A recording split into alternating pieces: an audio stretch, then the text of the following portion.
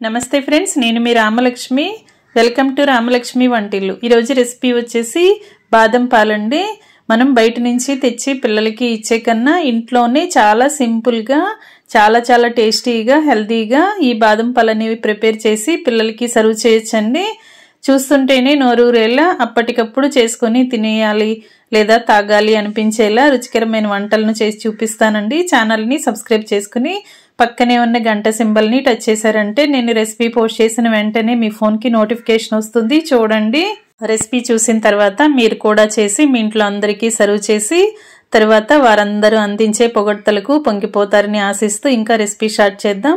ముందుగా బాదం పప్పుల్ని ఒక 15 నుండి 20 వరకు బాదం పప్పులు తీసుకుని స్టవ్ పై పెట్టుకుని గిన్నెలో వేసుకుని వాటర్ పోసి వేడివేడిగా ఉన్న వాటర్లో ఈ పప్పుల్ని వేసి ఒక 2 నిమిషాలు కాగించండి.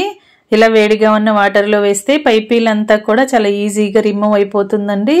అలాగే ఒక 5-6 పప్పుల్ని పక్కకు పెట్టుకుని ఇలా నేను చూపించిన విధంగా చిన్న ముక్కలుగా కట్ చేసుకోండి.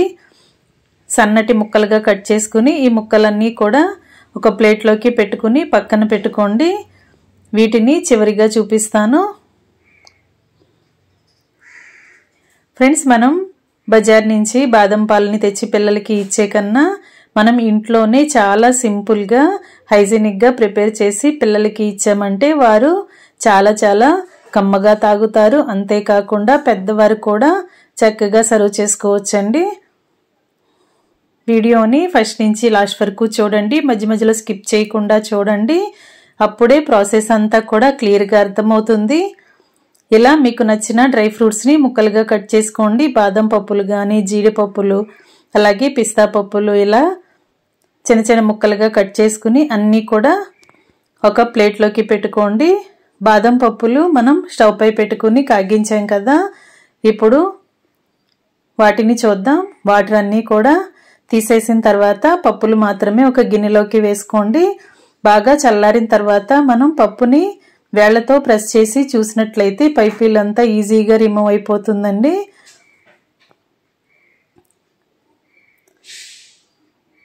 మనం పప్పులకి ఉన్న పైపీలు ఓపెన్ చేసుకున్న తర్వాత మాత్రమే రెసిపీ అనేది చేసుకోబోతున్నాం. ఇలా వేళ్లతో ప్రెస్ చేస్తే చూస్తే మీకు అర్థమవుతుంది కదా, పై స్కిన్ అనేది ఈజీగా రిమూవ్ అయిపోతుందండి. పప్పులన్నీ కూడా ఇదే విధంగా తీసుకుని పై పొట్టంతా పక్కకు పెట్టేసుకుని పప్పులు మాత్రమే తీసుకోండి.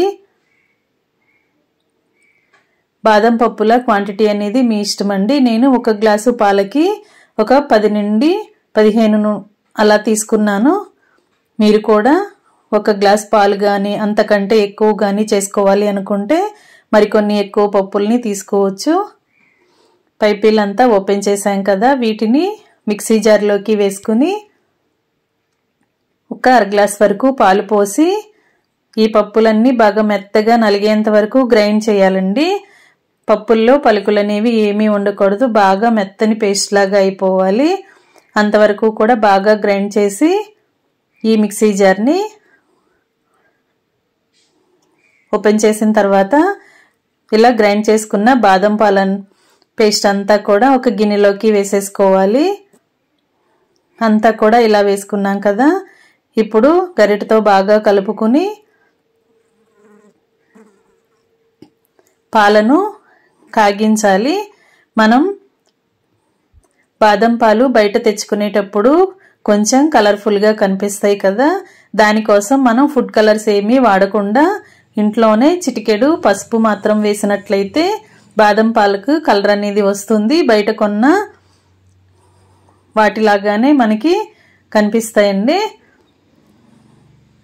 ఇలా చిటికెడు పసుపు వేసుకుని పాల గిన్నెను స్టవ్ పై పెట్టుకుని బాగా కాగించండి. లో ఫ్లేమ్లో బాగా పాలని కాగించినట్లయితే మనం వేసుకున్న బాదం పేస్ట్లో ఉన్న ఫ్లేవర్ కానీ ఆ టేస్ట్ కానీ పాలకి బాగా పడుతుందండి. పాలనేవి చిక్కగా తయారవుతాయి. ఇలా బాగా కరిగించి